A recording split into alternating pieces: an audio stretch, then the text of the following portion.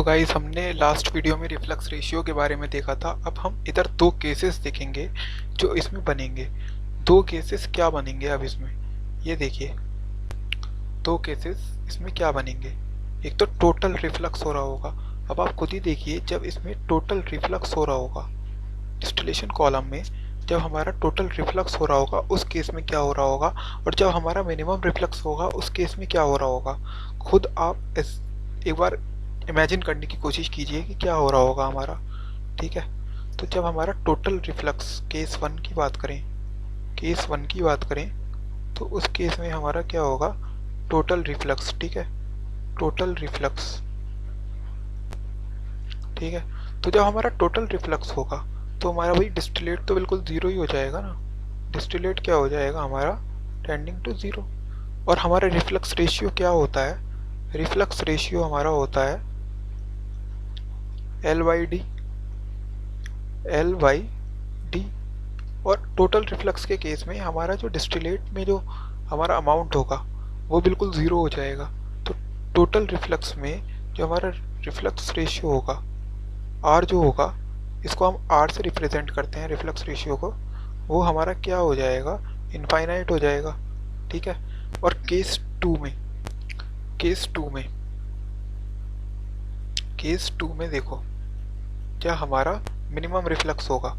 अब minimum reflux किस case में होगा, मिनिमम रिफ्लक्स में क्या होगा कि जो हमारी L की वैल्यू होगी, जो हमारी L की वैल्यू होगी वो क्या टेंड कर रही होगी, ज़ीरो के। क्योंकि मिनिमम रिफ्लक्स में हम मान के चलेंगे, एब्ज्यूम करके चलेंगे कि जो हमारा रिटर्न हो रहा होगा वो बिल्कुल नहीं हो रहा होगा, जो सारा जा रहा होगा वो डिस्टिलेट में ही जा रहा होगा रिफ्लक्स टर्म से। ठीक है, अब क्या करेंगे हम, क्या करेंगे हम, तो R is equal to L/D होता है। मिनिमम रिफ्लक्स के केस में हमारा क्या होगा, R क्या होगा हमारा, ज़ीरो। ठीक है, एक हमारा ये आया, एक हमारा ये आया, और एक हमारा आया ये दो रिजल्ट आ गए हमारे, दो केसेस से हमारे दो रिजल्ट आ गए। अब एक चीज़ और,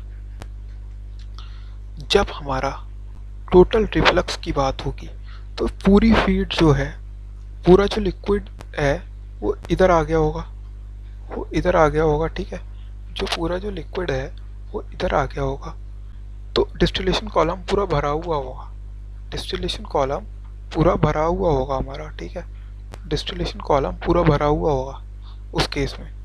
तो उस केस में क्या होगा, उस केस में क्या होगा, उस केस में हमारी फीड भी ज़ीरो होगी। जो हमारी फीड होगी F, जो हमारा फीड फ्लो रेट होगा, जो हमारा फीड फ्लो रेट होगा वो भी ज़ीरो होगा। जो डिस्टिलेट फ्लो रेट होगा वो भी ज़ीरो होगा, और जो बॉटम फ्लो रेट होगा W, वो भी ज़ीरो होगा। ठीक है, इस केस में। ठीक है, तो इस केस में ये टोटल रिफ्लक्स की बात कर रहे हैं, और ये हमारा पॉइंट जो है वो नोट करके आप लिख लो कि टोटल रिफ्लक्स के केस में हमारी कंडीशन बनेगी ये।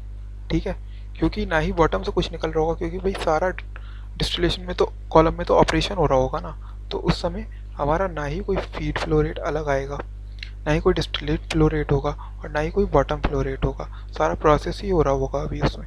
ठीक है, तो ये चीज़ है। अब आगे हम बढ़ते हैं, अब आगे बढ़ते हैं, हम आगे बढ़ते हैं, इससे हम निकालेंगे अब कि हमारा रिफ्लक्स, ये मैंने पहले ही बता दिया था, to increase the product quality. अगर हमको प्रोडक्ट की क्वालिटी इंक्रीज करनी है तो हम रिफ्लक्स का यूज़ करेंगे। ठीक है, तो हम रिफ्लक्स का यूज़ करेंगे। अब हम इधर जो हमारी इक्वेशन आई थी किसकी, एनरिचिंग सेक्शन की, एनरिचिंग सेक्शन की एक बार रिकॉल करने की कोशिश कीजिए कि इक्वेशन क्या थी। एनरिचिंग सेक्शन की जो हमारी इक्वेशन थी, एनरिचिंग सेक्शन की जो हमारी इक्वेशन थी वो यही आई थी ना। एनरिचिंग सेक्शन की जो इक्वेशन थी वो हमारी क्या आई थी, यही।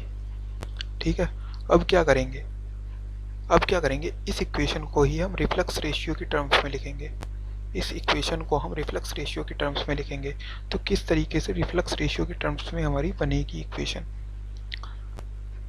इसको हम yn+1 is equal to yn+1 is equal to L upon हम v को क्या लिख सकते हैं, v को क्या लिख सकते हैं, v को हमने ओवरऑल बैलेंस की इक्वेशन से क्या लिखा था, v को हमने लिखा था L प्लस डी, ठीक है, v को हमने लिखा था L प्लस डी, तो यहाँ पे हम क्या लिख सकते हैं, L प्लस डी लिख सकते हैं, ठीक है। इसको हम करना है रिफ्लक्स रेशियो की टर्म्स में xn, और प्लस d अपॉन v को फिर हम L प्लस डी लिख सकते हैं, L plus D into x D, ठीक है।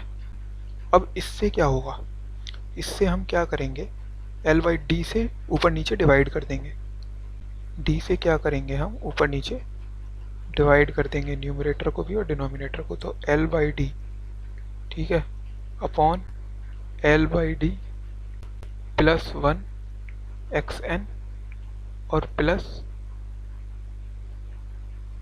d by D upon L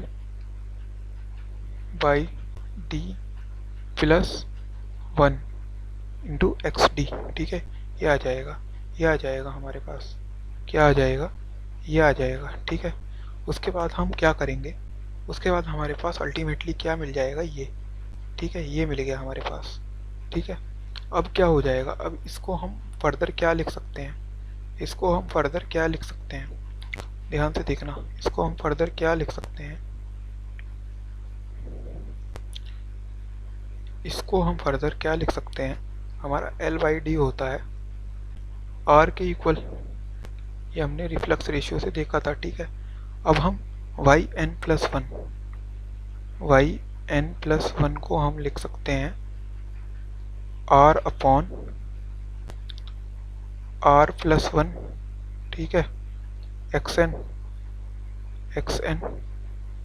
और plus 1 upon R plus 1, 1 upon R plus 1 और xd, ये लिख सकते हैं हम, ये लिख सकते हैं, ठीक है। R upon R plus 1 xn plus 1 upon R plus 1 xd, तो ये हमारे पास क्या आ जाएगा, ये हमारे पास क्या आ जाएगा, ये हमारे पास आ जाएगा इस फॉर्म में, ठीक है। ये हमारी ऑपरेटिंग लाइन इक्वेशन आ गई R की टर्म्स में, ये हमारी क्या आ गई, ऑपरेटिंग लाइन इक्वेशन R की टर्म्स में। अब हमें दो इक्वेशन मिली यहाँ से, हमें क्या मिली, दो इक्वेशन मिली हमको यहाँ से। पहली इक्वेशन हमारी ये, पहली इक्वेशन हमारी ये Y N plus 1 is equal to L Y V X N plus D Y V X D, ये हमारी रिफ्लक्स रेशियो के टर्म्स में नहीं थी।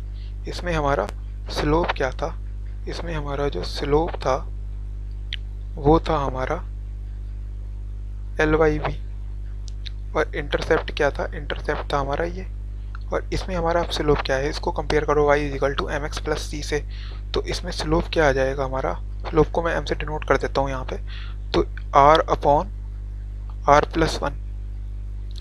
अब एक चीज़ ये है कि इसमें जो हमारी एंटिचिंग सेक्शन में जो स्लोप की वैल्यू होगी वो 1 से बड़ी होगी या 1 से छोटी होगी, ये आप सोचो एक मिनट, जो हमारी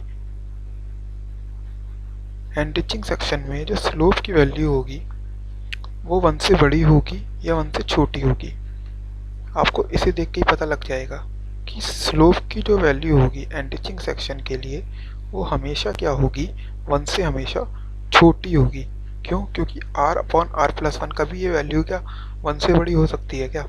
तो सिमिलरली एल वाई वी जो होगा वो हमारा हमेशा छोटा रहेगा 1 से एंटिचिंग सेक्शन में, क्योंकि देखो वेपर ऊपर जा रही है ना एंटिचिंग सेक्शन में, तो अमाउंट ऑफ वेपर ज़्यादा ही होगा, रिफ्लक्स जो होगा उधर से तो लिक्विड का कम ही होगा ना क्वांटिटी में, अगर प्रोडक्ट की प्योरिटी ज़्यादा मिल रही है तो ये हमेशा 1 से लेस ही रहेगा, तो हमारा जो स्लोप होगा एंटिचिंग सेक्शन के लिए वो हमेशा 1 से कम ही रहेगा, ठीक है।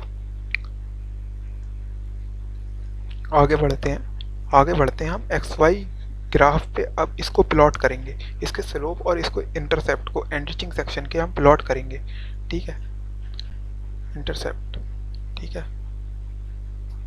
ये देखो ये हमने लिया